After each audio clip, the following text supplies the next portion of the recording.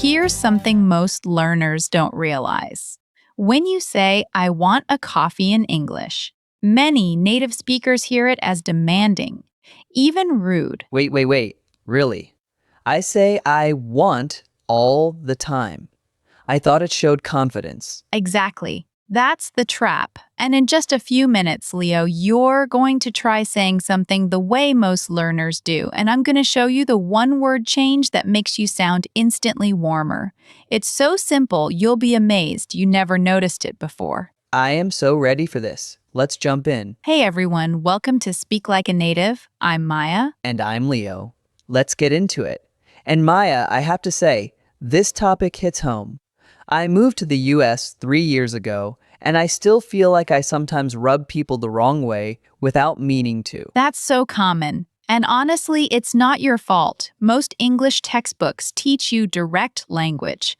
I want, I need, give me. Those are grammatically correct, but culturally, they miss the mark. So what is the mark? If I want is wrong, what do I say? Let me set a scene for you. Picture this. You walk into a coffee shop in New York. It's busy. There are 10 people in line. You finally get to the counter. The barista smiles. You say, I want a latte. Okay, I can picture that, and in my head that sounds fine. To a native speaker, it sounds like you're giving an order, like a command. It skips the politeness step. Now, compare this. Can I get a latte, please? Or I'd like a latte. Oh, I hear it. That's softer. It's like you're requesting, not demanding. Exactly, and that tiny shift makes a huge difference. Let me give you another example. Imagine you're at a restaurant. The server comes to your table. You say, I want the chicken pasta. Okay, now that I'm listening for it, that does sound a little harsh. Right, now try. I'll have the chicken pasta.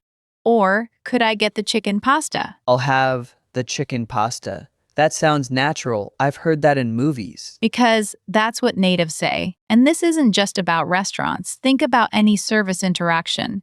At a hotel, I want a room with a view. Sounds demanding. Do you have any rooms with a view? Or could I get a room with a view?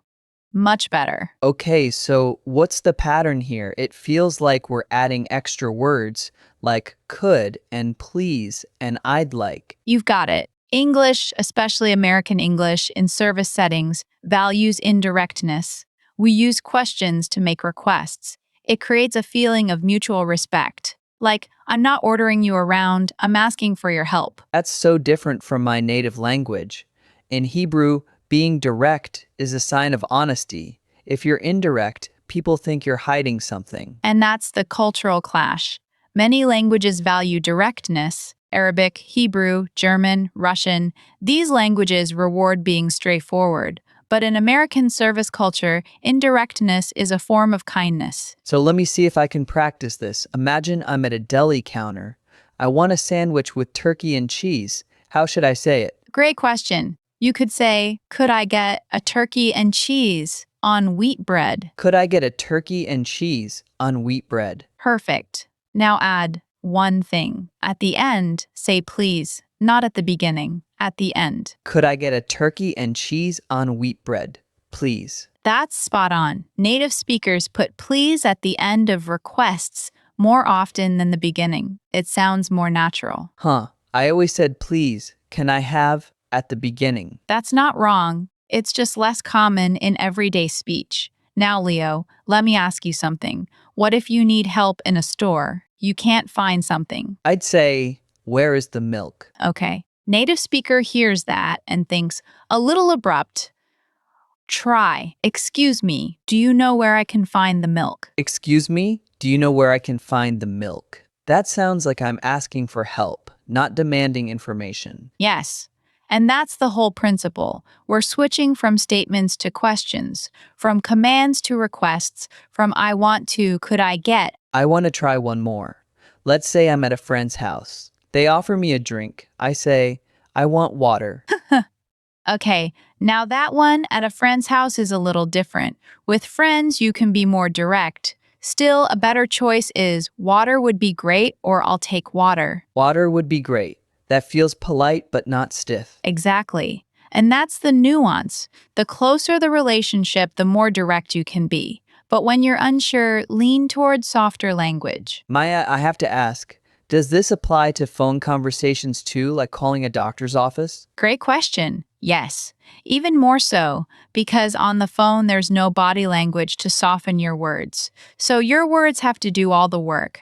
Let me give you a real example. A learner calls a dentist office and says, I want an appointment for Friday. I can feel how that sounds. It's like, okay, I'm telling you what to do. Right. Instead, hi, I'd like to schedule an appointment for Friday if possible. That if possible is gold. It shows you're flexible, you're polite, you're not demanding. If possible. I'm writing that down. Write it down. It works everywhere. Can I get a table near the window if possible? Could I exchange this item if possible? Okay, now here's the part I struggle with. I'll be at work and my colleague asks me what I need for a project, and I say I need the report by 3 p.m. That sounds like a boss, right? It sounds like you're their manager. Try, would it be possible to get the report by 3 p.m.? Or, could you have the report ready by 3 p.m.? Would it be possible to get the report by 3 p.m.?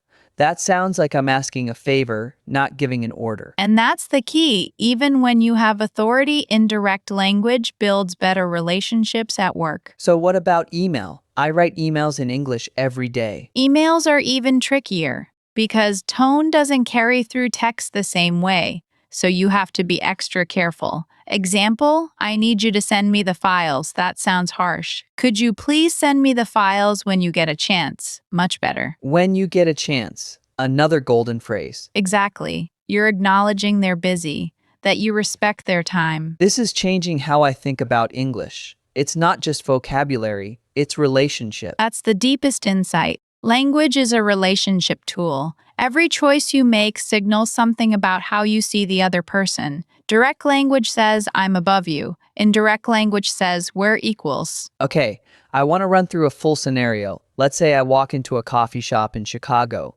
I want a medium iced latte with oat milk. Perfect. Go for it. Hi, could I get a medium iced latte with oat milk, please? Beautiful. Now the barista might ask, for here or to go? To go, please. And then, can I get a name for the order? Sure, it's Leo. Perfect. That whole interaction took 30 seconds and felt warm.